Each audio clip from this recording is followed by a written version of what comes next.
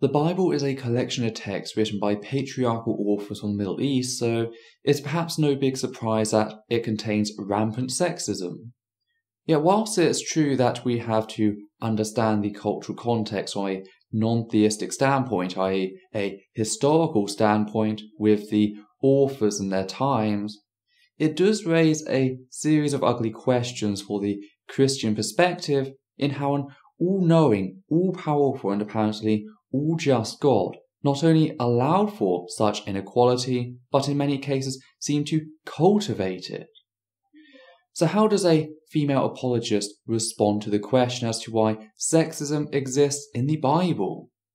Well, I'll not only show you how they respond, but also why it's such a poor string of excuses that it falls apart on the most basic of inspection. Let's find out.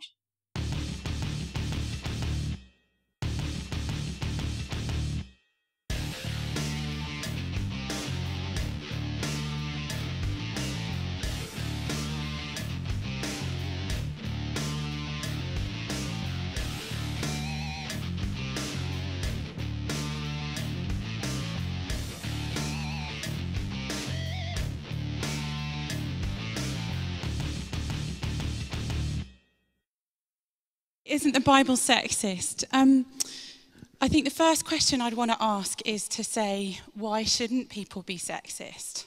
Because without religion degrading human value, there is no real reason for us to treat each other so poorly as a social species.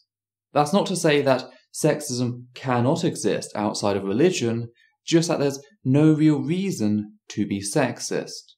It's a set of behaviours without justification and thus inflicts unnecessary harm onto others. Now, I, as a humanist, uphold human value and with it stand alongside human and civil rights to ensure human well-being. Christianity, meanwhile, does not. Could you imagine if a rapist attempted this in a court of law?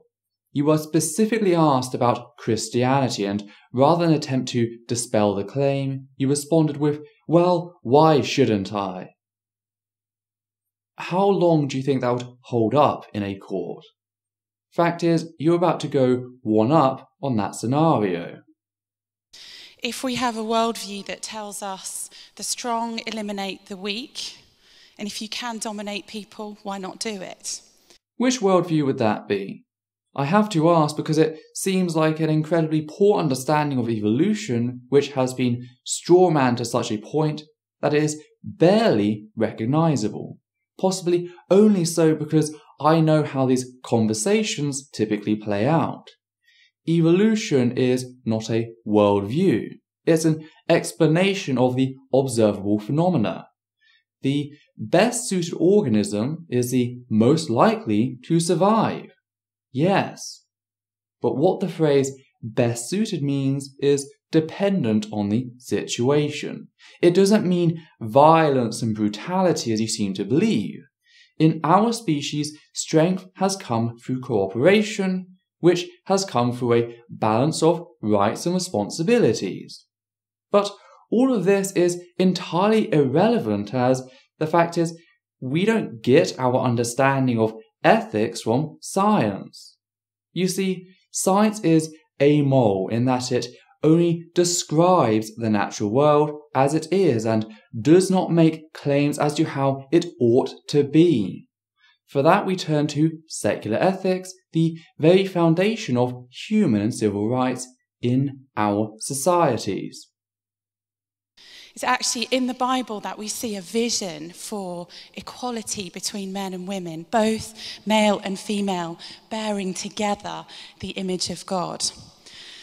Well, actually, the Bible says man was created in the image of God.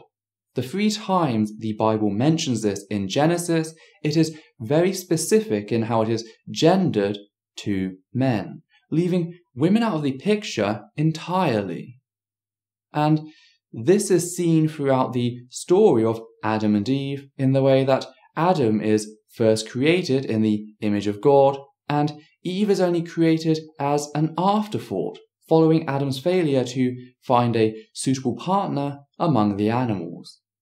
So your summary is not truthful at all. And the story of the Bible really plays that out in amazing ways. So even in the Old Testament, you see a woman like Miriam leading a whole nation in worship. Isn't that the same Miriam, sister to both Moses and Aaron, who along with Aaron questioned Moses' authority, and as a result God punished her with leprosy in Numbers 12? Do note that it was just Miriam punished for questioning Moses, even though both Miriam and Aaron questioned Moses together. The Bible is very specific on that detail. That right there sets them apart in the way God treated them. Now, God eventually removed the affliction according to the Bible, yet Miriam was still told to keep her mouth shut and never dare question Moses, else she'd be tortured by God. Her brother, meanwhile, never received the same treatment for the same, quote, crime. So in trying to prove that the Bible is not sexist at all, you referenced a woman who was tortured for questioning a man, solely for the fact that, unlike Aaron, who was spared said torture for the same thing, Miriam was a woman. I don't think that example works how you intended it when it comes to the biblically literate. You see a woman like Deborah leading a nation politically and making judgments, making decisions, and even leading her country to war. So we have one strong female character among the hundreds, if not thousands of characters found throughout the Bible. How does that prove that the Bible is not sexist? I can look throughout history and find many isolated cases where women beat the odds and rose to power, even though society was still cripplingly sexist.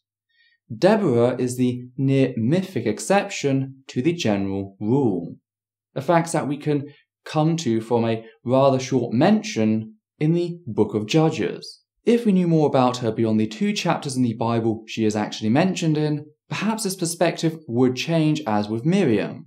Yet that is entirely irrelevant to the fact that one counterexample does not an equal society make. Consider Elizabeth I, whose own mother was executed for failing to supply a male heir to the throne. Now, she ultimately gained the throne following the death of her younger brother and elder sister, both also born to 2 of Henry's disposable wives. Yet, did her gaining of power bring about a specific series of events in any way to elevate women to the equal status as that of a man in general? Of course not. Married women could not own their own property until 1882. Women couldn't run to become a Member of Parliament until 1918. And marital rape was still permitted in the UK until 1991. It seems that Elizabeth becoming Queen in 1558 didn't suddenly make everything equal.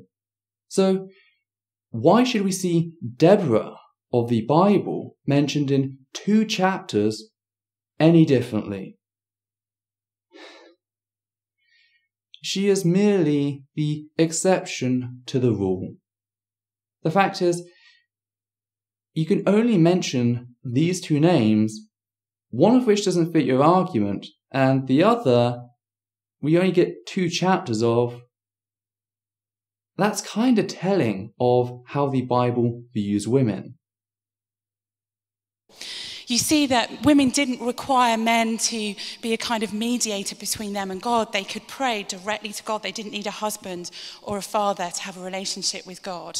Yet they could not teach others or question men in relation to that God, or even preach, as seen in 1 Timothy chapter 2, verse 11 through 15. A woman should learn in quietness and full submission.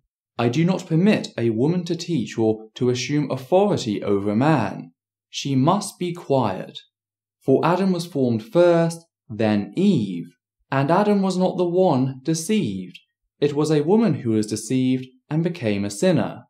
But women will be saved through childbearing, if they continue in faith, love, and holiness with propriety. End quote. And that's a generous reading of the passage, in that I'm giving you the claim that this only refers to worship and preaching the word of God. Again, they can worship, yet they don't dare teach, and they certainly can't question male worshippers, reinforcing what happened to Miriam. What you are doing here is completely at odds with the biblical teachings. Now, sometimes people say, yeah, but come on, in Genesis, all right, women and men both bear the image of God, but doesn't the Bible call women sort of helpers? Isn't that word in there, the word helper? I don't know what your visual image is when you think of that. When I think of that, I imagine a woman in an apron, hands in the kitchen sink, lots of bubbles, definitely up to the elbows, maybe with a bit of a chain on, stuck in there doing all the housework. Well, actually, the Hebrew word that is translated there, helper, is the word ezer. And it's not a term of domination or subjugation, because God uses that name, Ezer, to describe himself in his relationship to us as human beings. God is our Ezer. He is our helper. It's a powerful, strong, amazing, not sexist image. If a man happens to meet in town a virgin pledged to be married, and he sleeps with her, you shall take both of them to the gate of that town and stone them to death. The young woman because she was in a town and did not scream for help, and the man because he violated another man's wife. You must purge the evil from among you. But if out in the country a young man happens to meet a young woman pledged to be married and rapes her, only the man who has done this shall die. Do nothing to the woman. She has committed no sin deserving of death. This case is like that of someone who attacks and murders a neighbour, for the man found the young woman out in the country, and though the betrothed woman screamed, there was no one to rescue her. If a man happens to meet a virgin who is not pledged to be married, and rapes her, and they are discovered, he shall pay her father 50 shekels of silver. He must marry the young woman, for he has violated her. He can never divorce her as long as he lives. End quote. Deuteronomy chapter 22, verses 23 through 29. And the later passages do indeed describe the act of rape. The only reason the first scenario is described as not being rape is since the act occurred in the city. If nobody heard the young woman scream, then surely part of her wanted to be raped, and thus she was just committing adultery. It's sort of the same thing that some frat boys say today about, dormitory rape. Oh, it's a busy dormitory. If you'd actually been raped and if you'd screamed, someone would have heard you.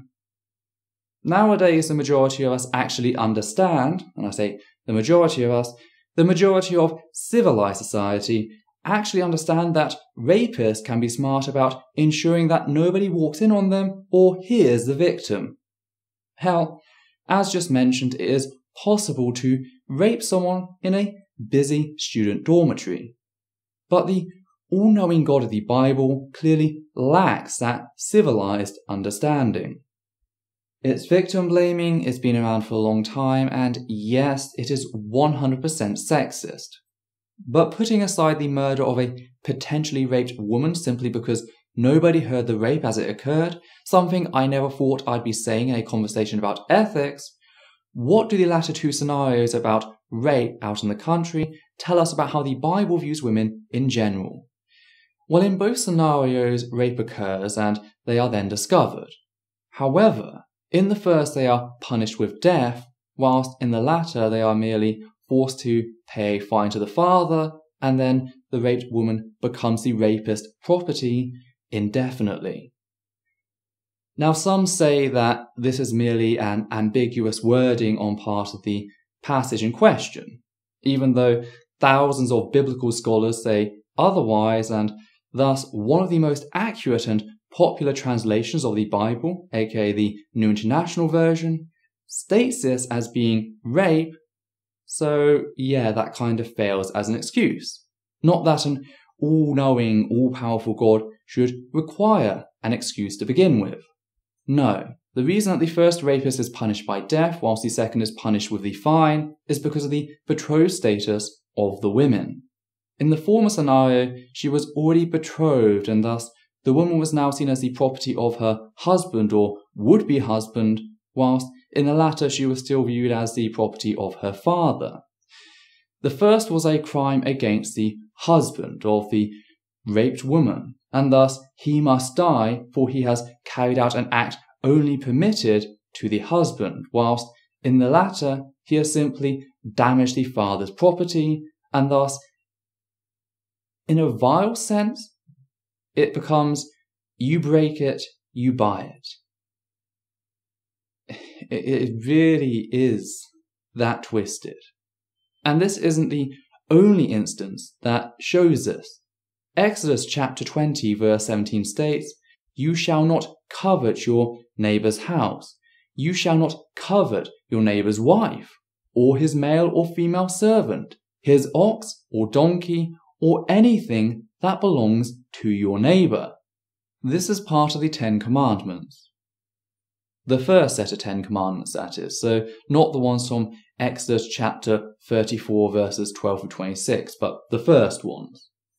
But what this should point out is that whilst I and many other secular humanists talking about vile rape laws and the literal ownership of women propagated as divine order in the Bible, you're talking about the term helper. Perhaps you may want to think about your priorities.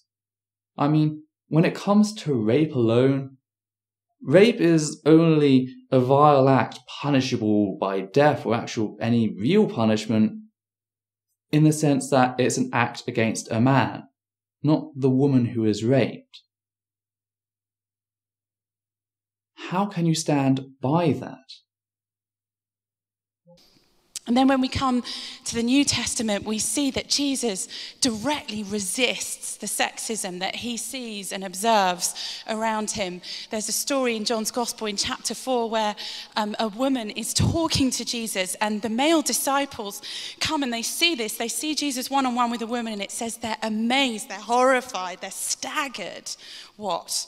To see him just talking one-on-one to a woman.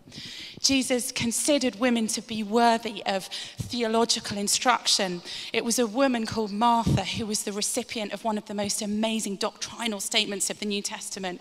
"I am the resurrection and the life. Anyone who believes in me will live and they will never die." There weren't men around to hear that. Jesus just spoke that to Martha. And then you see this sort of amazing pattern emerge as you read the New Testament, where women have this sort of front row seat and extraordinary role of witnessing the core elements of the faith. So it's Mary who's the primary witness to the incarnation, the virgin birth. It's the women at the cross who are the primary witnesses to the crucifixion, to the atonement, to the cross of Jesus. The men have all disappeared apart from John. It's only women who are there witnessing the cross. And then, of course, it is women who are first at the resurrection. And then when you read the New Testament, you see in the early church that women like Phoebe led the church in Rome. Women like Junia were considered to be outstanding by Paul among the apostles. Contrary to what you seem to believe, a sexist society is not dependent on the non-presence of the oppressed gender. Rather, the opposite is kind of predicated on it. As for the pattern, that pattern only exists if you remove the vast majority of the Bible. Women exist and have thus made it into the Bible.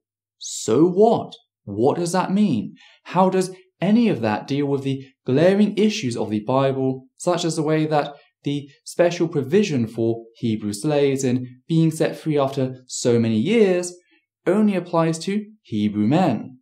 After all, Exodus chapter 21 verses 1 through 7 read as follow. "The Lord gave Moses the following laws for his people. If you buy a Hebrew slave, he must remain your slave for 6 years. But in the 7th year you must set him free without cost to him. If he was single at the time you bought him, he alone must be set free. But if he was married at the time, both he and his wife must be given their freedom. If you give him a wife and they have children, only the man himself must be set free. his wife and children remain the property of his owner. But suppose the slave loves his wife and children so much that he won't leave without them, then he must stand beside either the door or doorpost at the place of worship, while his owner punches a small hole through one of his ears with a sharp metal rod. This makes him a slave for life. A young woman who is sold by her father doesn't gain her freedom in the same way that a man does. If she doesn't please the man who brought her to be his wife, he must let her be brought back. He cannot sell her to foreigners. This would break the contract he made with her." End quote. So not only are Hebrew women not offered the same slave rights as Hebrew men, but they can be raped since no slave can consent. That's what it means when it says they're not satisfied with. Not to mention, they can also be used as ransom to keep your male Hebrew slaves forever. Now, isn't that just a heartwarming story from the Bible? But this also folds out into another issue inherent with the Bible, i.e. how unquestionably racist it is in the way that non-Hebrew slaves are slaves in the sense that we have come to know with the African slave trade, an institution supported by the Bible 100% of the way. Hence, was used in American sermons such as the religious instruction of the Negroes, instructing people, slave owners, how to pacify their slaves using the Bible. So amidst all of that testimony within the Bible, that the Bible isn't sexist, there are 3 verses which some people have used to say, actually, women should be subjugated. 3 verses? I've already gone well beyond that in this video alone, and the Skeptics Annotated Bible ties at least 388. Do note, they left out the facts that Exodus provisions in chapter 21 verse 1 through 7 are specifically for male Hebrews only, glossing over this and just noting the sex slavery mentioned in the following passages. So I would have to argue that 388 is being way too generous in a text that should have a total of 0. And yet, you think it all comes down to 3 passages. Even if you exceed with those 3, any Christian reliant on your presentation will be slaughtered by any biblically literate atheist. So, nothing new, I guess. There's a verse in 1 Corinthians that talks about women being silent in church. Now, how do we understand that? Well, I think if you read the whole letter of Corinthians, you see that in the same letter, the same author tells women how to prophesy when they prophesy in church, which meant speak publicly. And it says, have your hair covered. That meant just modesty in those days. Don't kind of be, showing off your body or your hair while you prophesy. So clearly it didn't mean women should never speak and be silent. It's speaking to a specific group of women who were disrupting the services. Women should remain silent in the churches. They are not allowed to speak, but must be in submission, as the law says. If they want to inquire about something, they should ask their own husbands at home, for it is a disgrace for a woman to speak in church. 1 Corinthians chapter 14, verse 34 and 35. So we see that the passage is not referring to a set of women who are disruptive, but rather all women who wish to know more about the apparent Word of God. They are not only told to be silent, but are told that if they really must ask a question, they should ask their husbands at home. But you are right, the Bible contradicts itself repeatedly through its expansive content. It is such a poorly written text that 2 neighbouring chapters can say 2 mutually exclusive things. Why? Well, because it was written by a primitive people in a primitive time. That's the reason we see the fingerprints of men all over the collection of texts that make up the Bible. You don't get to cherry pick, but I do get to point out the inconsistencies. Another verse talks about men being the head of women. The Greek word is kephali.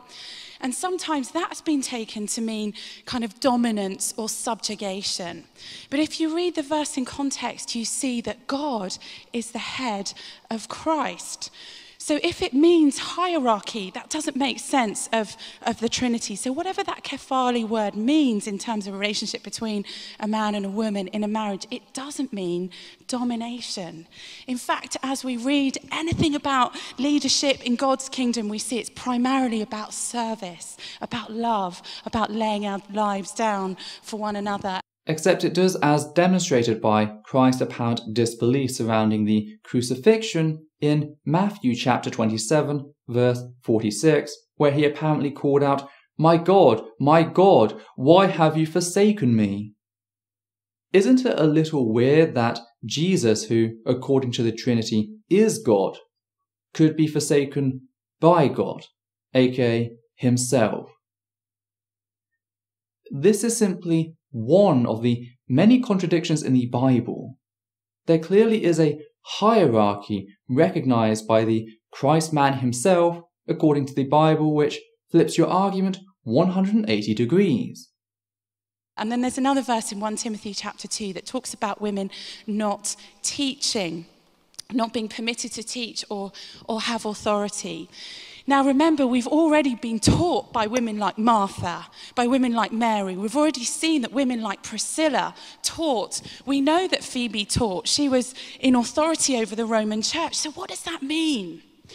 Well, Paul was writing that letter of 1 Timothy to the leader of the Ephesian church, Timothy.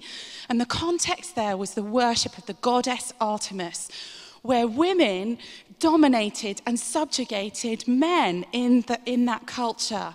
And it seems like that, as those women got converted, had crept into the Ephesian church. So Paul is helping Timothy to correct that specific pastoral situation.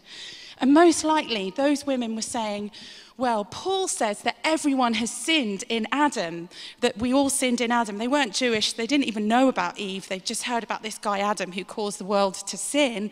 And then the second Adam, Jesus. And Paul is saying, Timothy, no, you need to explain to them that Eve was involved. She actually sinned first. Ah, yes, divert the charge of sexism by claiming it was the women's fault. That'll straighten things out, sure enough. Problem is that since the Bible never specified on this claim, we only have your word for it. The word which, according to you, was responsible for the church falling apart on the basis of your genitals and perceived gender. And yet, none of this deals with the fact that the ambiguity of these passages has been the basis for and allowed this sexism to run rampant for centuries, even millennia. It also doesn't tackle the hundreds and hundreds of other passages which list women as property, sells raped women to their rapists so long as they don't belong to another man already, uses them as loopholes for perpetual slavery when it comes to Hebrew men. Oh, and saw them as the spoils of war, which could be taken from conquested nations and raped in the name of God. For a start, we have Numbers chapter 31, verse 15 through 18, which read, "Have you allowed all the women to live?" he asked them. They were the ones who followed Balaam's advice and enticed the Israelites to be unfaithful to the Lord at the Peor incident, so that a plague struck the Lord's people. Now kill all the boys and kill every woman who has slept with a man, but save for yourselves every girl who has never slept with a man. And before you say it, no. Their status as a virgin was pretty clear in showing the intention of conquest rape. We see the same in Deuteronomy chapter 20, verses 10 through 14. When you march up to attack a city, make its people an offer of peace. If they accept and open their gates, all the people in it shall be subject to forced labor and shall work for you. If they refuse to make peace and they engage you in battle, lay siege to that city. When the Lord your God delivers it into your hand, put to the sword all the men in it. As for the women, the children, the livestock, and everything else in the city, you may take these as plunder for yourselves, and you may use the plunder the Lord your God gives you from your enemies." End quote. Once again, we see the women listed among the rest of the property, like in Exodus. Conquest rape was a vile act, and true, the men died in an act of attempted genocide, remembering that the cultures at the time only really cared about the father's heritage. Therefore, by getting rid of the male line, you could effectively commit genocide. It wasn't a genetic genocide, it was a heritage genocide. But if your defense of conquest rape, which places value on the virginity of said girls, is to point to genocide, maybe you're not focusing on the big picture. Fact is, the Bible sees women as property to be fought over and won by bloodshed, rather literally, before they could be raped with God's blessing, since, once again, no slave can consent. I want to just finish this answer quickly by giving you a quote from one of my favourite apologists, a woman called Dorothy L. Sayers, and she writes this about Jesus. "Perhaps it is no wonder that the women were the first at the cradle and the last at the cross. They had never known a man like this man. There never had been such another, a prophet and teacher who never nagged at them, never flattered or coaxed or patronized, who never made arch jokes about them and never treated them as the women, God help us, or the ladies, God bless them, who rebuked without querulousness and praised without condescension, who took their questions and arguments seriously, who never mapped out their sphere for them, never urged them to be feminine or jeered at them for being female, who had no axe to grind and no uneasy male dignity to defend, who took them as he found them and was completely unself-conscious. There is no act, no sermon, no parable in the whole gospel that borrows its pungency from female perversity. Nobody could possibly guess from the words of Jesus that there was anything funny about a woman's nature. Is the Bible sexist? I think resoundingly no. When a woman has a discharge, and the discharge in her body is blood, she shall be in her menstrual impurity for 7 days, and whoever touches her shall be unclean until the evening. And everything on which she lies during her menstrual impurity shall be unclean. Everything also on which she sits shall also be unclean. And whoever touches her bed shall wash his clothes and bathe himself in water, and be unclean until the evening. And whoever touches anything on which she sits shall wash his clothes and bathe himself in water, and be unclean until the evening. And if any man lies with her, and her menstrual impurity comes upon him, he shall be unclean for 7 days, and every bed on which he lies shall be unclean. If a woman has a discharge of blood for many days, not at the time of her menstrual impurity, or if she has a discharge beyond the time of her impurity, all the days of the discharge she shall continue in uncleanliness. As in the days of her impurity, she shall be unclean. Every bed on which she lies, all the days of her discharge, shall be to her as the bed of her impurity. And everything on which she sits shall be unclean, as in the uncleanliness of her menstrual impurity. And whoever touches these things shall be unclean, and shall wash his clothes and bathe himself in water, and be unclean until the evening. But if she is cleansed of her discharge, she shall count for herself 7 days, and after that she shall be clean. And on the 8th day she shall take 2 turtle doves or 2 pigeons, and bring them to the priest, to the entrance of the tent of meeting. And the priest shall use one for a sin offering, and the other for a burnt offering. And the priest shall make atonement for her before the Lord for her unclean discharge. Thus you shall keep the people of Israel separate from their uncleanliness, lest they die of their uncleanliness by defiling my tabernacle that is in their midst. Leviticus chapter 15 verses 19 through 31. Remember, this is the same God you believe is embodied in Christ like an avatar. Thus, by your own absence of logical reasoning, it is entirely fair to use this to counter that wad of garbage you just quoted. There are rules for ejaculation, but a man needs a single wash and is clean by the end of the evening. They're not treated like a leper, completely lacking in any sense of dignity in how they are described. Menstruation continues to be a painful topic for many women, trans men, and non-binary individuals. A fact in no way helped by this cruel treatment demanded by the God of the Bible. You can ignore all of this along with the demands for silence, the declaration that women are property, the selling of raped women to their rapists, the divinely inspired conquest rape. But none of that actually deals with the rampant sexism of the Bible that is demonstrable. Your move.